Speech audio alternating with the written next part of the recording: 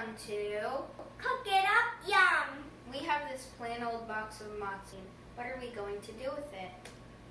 We're going to make Matzoh Pizza! We are going to be making Matzoh Pizza.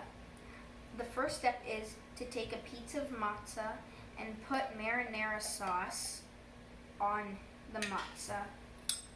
Spread it out.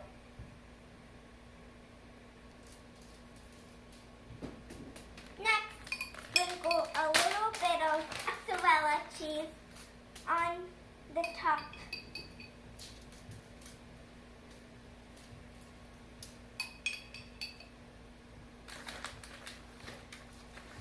You can put as much cheese and as much sauce on as you want. You don't even have to put any cheese or any sauce on. It can just be a sauce pizza or cheese pizza without any sauce. Now we'll put our toppings, olives and broccoli.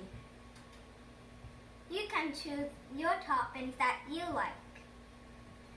For example, you can choose Kalamata olives instead of green olives, and you can choose spinach instead of broccoli. Put it in the oven at 400 degrees. This is how you make matzoh pizza.